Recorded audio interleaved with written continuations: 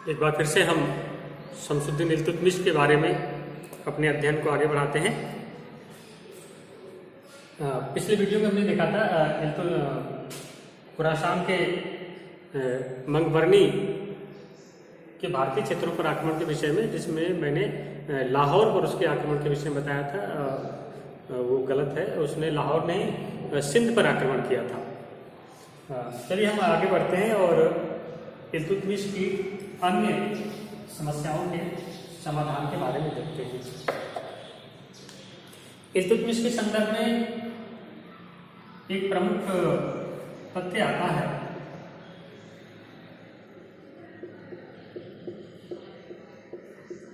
चालीसा का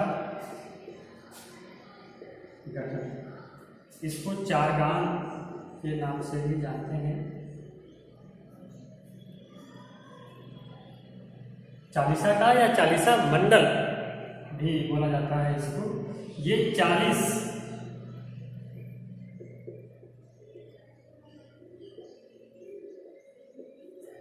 इल्तुतमिश ने 40 दास सरदारों का एक समूह तैयार किया। ऐसे दास सरदारों का जो इल्तुतमिश के कृपा पात्र और विश्वास पात्र थे, जो उसके ज्यादा नजदीक थे। ऐसे 40 दास सरदारों को मिलाकर के उसने चारगान या चालीसा मंडल का गठन किया। इस मंडल ने इल्तुतमिश की समस्याओं के, विशेषकर जो तुर्की अमीरों के प्रति जो उसकी समस्याएं थी उनको लेकर के, और जो तुर्की सेना के संदर्भ में उसकी जो समस्याएं थी उनके समाधान में इस मंडल का प्रमुख योगदान रहा। आगे बढ़ते हैं और देखते हैं गजनी का जो ताजुद्दीन यादौज था, इसकी समस्या है। यादौज गजनी का शासक था, सुल्तान था ये गजनी का उस समय। ये मोहम्मद गोरी का एक दास था और इसने गजनी पर अधिकार कर लिया था और भारतीय क्षेत्रों को भी अपना मानता था। इसीलिए इसने इल्तुतमिश को प्रतिष्ठा पत्र, पोशाक और अपना जो चिन्ह, प्रतीक उसने भेज करके अपनी प्रभुता दिखाने का प्रयास किया था। ख्वारिज़्म के शाह ने गजनी पर आक्रमण करके यादौज को वहां से भागने पर विवश कर दिया। यादौज गजनी छोड़ करके भारत की तरफ भागा और इसने लाहौर, पंजाब के कुछ क्षेत्रों पर यहाँ आक्रमण करके उनको अपने अधिकार क्षेत्र में ले लिया और वहां से ये भारत की तरफ दिल्ली पर आक्रमण करने का विचार करने लग गया। इल्तुतमिश इसका सामना करने के लिए दिल्ली से आगे बढ़ा। एक बात और ध्यान दें, इल्तुतमिश ने अपनी राजनीतिक गतिविधियों का जो केंद्र है वो दिल्ली को बनाया था, जबकि उसके पूर्ववर्ती कुतुबुद्दीन ऐबक ने अपनी राजनीतिक गतिविधियों का केंद्र, मतलब अपनी राजधानी के रूप में लाहौर को बनाया था। अब इल्तुतमिश ने लाहौर से दिल्ली ट्रांसफर कर ली और दिल्ली को ही केंद्र बना करके अपने सारे सैनिक अभियानों को वो चरितार्थ करता रहा। तो इस तरह से ताजुद्दीन यादौज और इल्तुतमिश के मध्य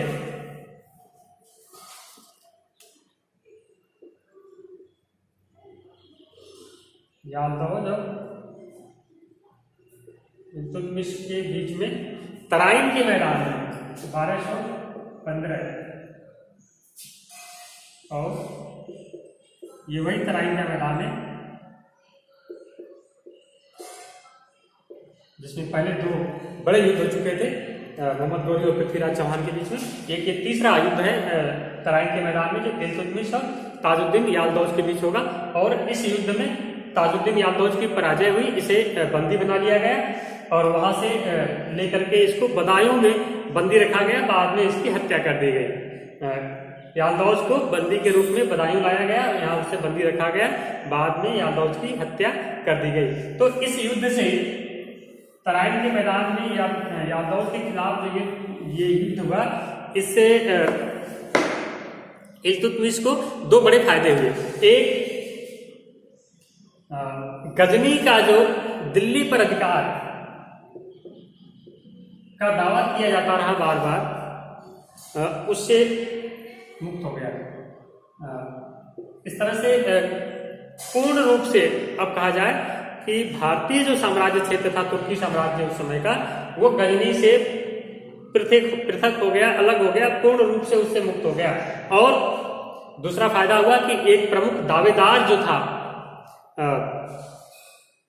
साम्राज्य पर, एक प्रमुख प्रतिद्वंदी दावेदार, उसका समापन कर दिया इल्तुतमिश ने।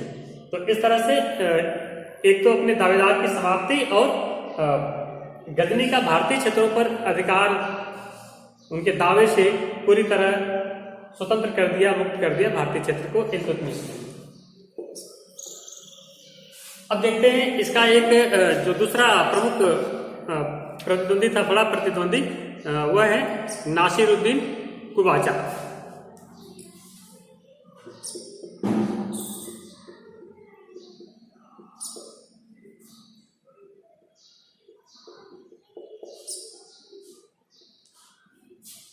नासिरुद्दीन कुबाचा 1217 ईस्वी में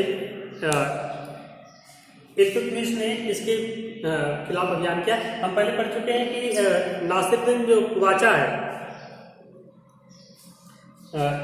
इसने कुतुबुद्दीन ऐबक की अधीनता स्वीकार कर ली थी, उसको कर देना भी प्रारंभ किया था। लेकिन ऐबक की मृत्यु के बाद एक स्वतंत्र शासक के रूप में इसने व्यवहार करना शुरू कर दिया, और न केवल व्यवहार करना शुरू कर दिया बल्कि कर देना बंद कर दिया और खुद को स्वतंत्र शासक घोषित कर दिया, और धीरे धीरे अपने साम्राज्य क्षेत्रों का विस्तार भी करने में लग गया। लेकिन जो 1217 में इल्तुतमिश ने इसे मंसूरा में पराजित किया था, और पराजित करने के बाद इल्तुतमिश वापस लौट आया। लेकिन इल्तुतमिश के लौटते ही नासिरुद्दीन कुबाचा फिर से पुनः एक स्वतंत्र शासक के रूप में व्यवहार करना शुरू कर दिया इसने। इसके बाद मंगोलों का दबाव बना भारत के ऊपर, और इल्तुतमिश ने जो उत्तर पश्चिम सीमा क्षेत्र है उधर की तरफ चंगेज खां की मृत्यु तक, 1227 में उसकी मृत्यु होती है चंगेज खां की।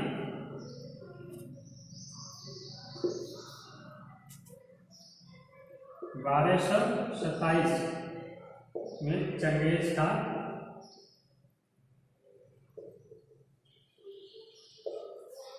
इसकी मृत्यु हो जाती है। चंगेज खां के आक्रमण से इल्तुतमिश बहुत ही डरा हुआ और आतंकित था। इतना आतंकित था, इतना डरा हुआ था कि इसकी मृत्यु तक इसने उधर की तरफ, पंजाब सिंध की तरफ, जो उत्तर पश्चिम क्षेत्र है उधर की तरफ कोई बड़ा अभियान करने से बचता रहा, भयभीत रहा। और 1221 से लेकर 24 तक तो उनके आक्रमण की प्रमुख समस्या बनी रही। किसी तरह से सूझबूझ के द्वारा इल्तुतमिश ने चंगेज खां के आक्रमण को टालने में सफल रहा। अब इसकी चंगेज खां की मृत्यु के बाद इल्तुतमिश ने उत्तर पश्चिम की तरफ ध्यान दिया। उस समय नासिरुद्दीन कुबाचा के अधीन जो है मुल्तान और उच्च सिंध के जो क्षेत्र हैं ये इसके अधीन थे। तो इसके खिलाफ दो तरफ से अभियान किया, एक दिल्ली से और दूसरा अभियान इसने इल्तुतमिश ने लाहौर से किया कुबाचा के विरुद्ध। लाहौर कुबाचा के खिलाफ दो तरफ से इल्तुतमिश द्वारा अभियान किया गया, और कुबाचा से मुल्तान और उच्च प्राप्त करने में सफल रहा इल्तुतमिश ने एक बड़ी सेना के साथ इसको घेरा था कुबाचा को, और लास्ट में इसने नदी में अपनी जान बचाने के लिए नदी में कूद गया कुबाचा, और शायद उसी में कुबाचा का अंत हो गया। तो इस तरह से 1227 ईस्वी में जो मुल्तान उच्च का क्षेत्र है वो इल्तुतमिश के अधीन आ गया, और देवल जहां सुमरा पहले पढ़ा था हमने, सिंध का एक प्रमुख बंदरगाह देवल की चर्चा की थी हमने मोहम्मद घोरी के प्रारंभिक अभियानों में। तो देवल पर उस समय सुमरा जाति के लोग,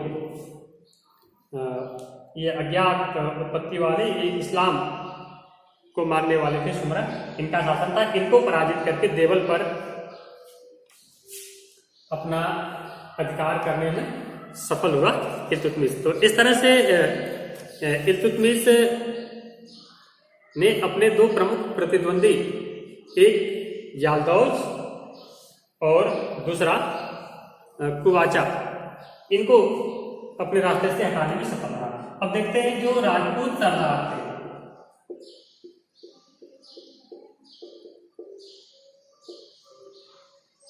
इनके खिलाफ इल्तुतमिश के अभियान के बारे में। तो इल्तुतमिश ने राजपूतों के खिलाफ अपना अभियान जारी रखा। इसमें रणथंभौर,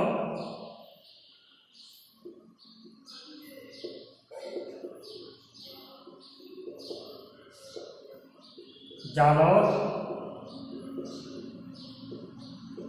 जोधपुर का क्षेत्र, जोधपुर पूरा नहीं, इसके कुछ क्षेत्र, बयाना,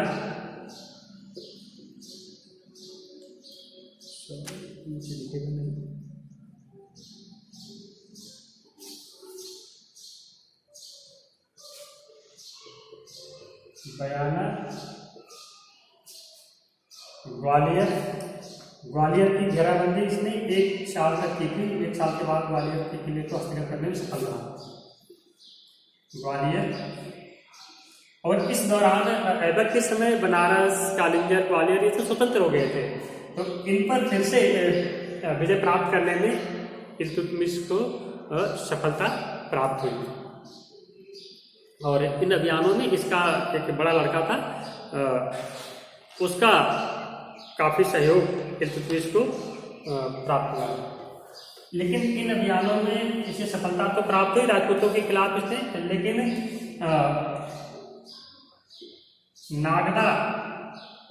नागदा के क्षेत्र सिंह गुहिलोत, इससे इल्तुतमिश को पराजित होना पड़ा। नागदा के क्षेत्र सिंह गुहिलोत से इल्तुतमिश को पराजित हुआ। और गुजरात के चालुक्यों ने भी, गुजरात के जो चालुक्य थे उन्होंने भी इल्तुतमिश को इसकी सेना को पीछे हटने पर विवश कर दिया, इसे वहां से भगाया गुजरात से। तो लेकिन धीरे धीरे अपने इस प्रयास में फिर इसके बाद मध्य गंगा घाटी में अभियान किया गया। उधर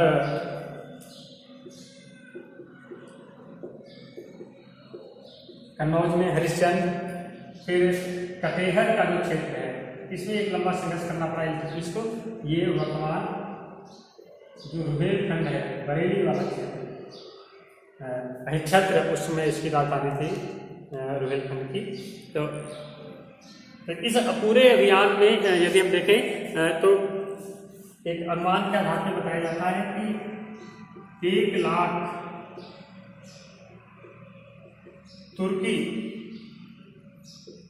सैनिकों को अपने जान से हाथ धोना पड़ा था राजपूतों के खिलाफ जो इनके अभियान थे उसमें। और मध्य गंगा घाटी, लेकिन इस के क्षेत्र में विशेष रूप से उसमें कटेहर का काफी उल्लेख मिलता है। लेकिन इन अभियानों में इल्तुतमिश को सफलता प्राप्त हुई और ये मध्य गंगा जो घाटी है, गंगा दोआब, इसमें दोआब का क्षेत्र, इसमें अपना अधिकार स्थापित करने में इल्तुतमिश को सफलता प्राप्त हुई। हमने पहले जिक्र किया था खोखरों की समस्या का। तो इल्तुतमिश ने खोखरों की समस्या का भी समाधान किया। दरअसल जब मंगबरनी जब भारतीय क्षेत्र से वापस जाने लगा तो उसने वहाँ पर अपना एक सेना अधिकारी उसको छोड़ गया उस क्षेत्र की व्यवस्था के लिए, और उसने खोखरों के साथ मिलकर के अपना प्रभाव बढ़ाने का प्रयास किया। अच्छा, मंगबरनी भी उसने खोखरों के सरदार की लड़की से शादी करके उनके साथ मैत्री संबंध स्थापित किए थे। तो इस तरह से खोखरों का उनको सहयोग प्राप्त होता रहा, लेकिन इल्तुतमिश खोखरों के विरुद्ध अभियान में सफलता प्राप्त की इसने, और वहाँ पर इसने कई सारी सैनिक चौकियाँ अलग अलग क्षेत्रों में उन पर नियंत्रण के लिए स्थापित की, और खोखरों के जो गांव थे, जिन गांवों में वो रहते थे, उन गांवों को उसने अपने जो इसके सैनिक जनरल थे, सेना के अधिकारी थे, उनको जागीर के रूप में उन गांवों को उसने दे दिया। इसके बाद हम देखते हैं बंगाल और बिहार के बारे में। इसकी हमने पहले भी चर्चा की है। नासिरुद्दीन महमूद जो इसका लड़का था इल्तुतमिश का, उसका काफ़ी सहयोग प्राप्त हुआ, और अली मर्दान जो अलाउद्दीन के नाम से स्वतंत्र शासक सुल्तान घोषित कर दिया था उसने अपने आप को बंगाल का, बाद में उसकी हत्या करके एक दूसरे व्यक्ति को वहाँ का सुल्तान बनाया गया था, जिसकी राजधानी लखनऊती थी। तो उस पर अचानक आक्रमण करके इल्तुतमिश के लड़के ने बंगाल को हस्तगत करने का सफल प्रयास इसके द्वारा इल्तुतमिश के द्वारा किया गया था। इसके पुत्र, इसका बड़ा लड़का था। अपने इन अभियानों की सफलता के बाद इल्तुतमिश ने एक लंबे संघर्ष के बाद अपने आप को भारतीय जो तुर्की साम्राज्य था उसको स्थापित किया, व्यवस्थित किया, और देखा जाए तो 1211 से लेकर के 1236 लगभग 26 वर्ष तक इल्तुतमिश ने शासन किया और अपने साम्राज्य को व्यवस्थित करने का प्रयास किया। इसलिए इसको दिल्ली सल्तनत का वास्तविक संस्थापक माना जाता है, और इसकी इस कड़ी में खलीफा से सम्मान प्राप्त करना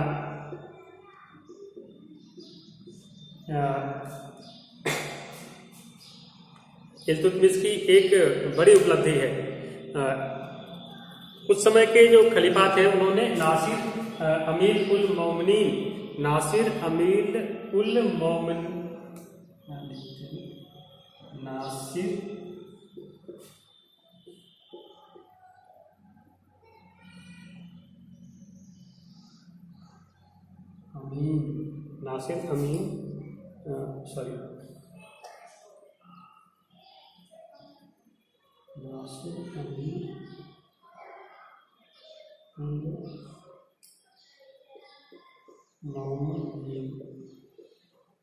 ये उपाधि खलीफा से इल्तुतमिश को प्राप्त हुई। इसका अर्थ होता है खलीफा का बायां हाथ है, खलीफा का सहायक। इसका अर्थ खलीफा का सहायक होता है, और इसको खिलअत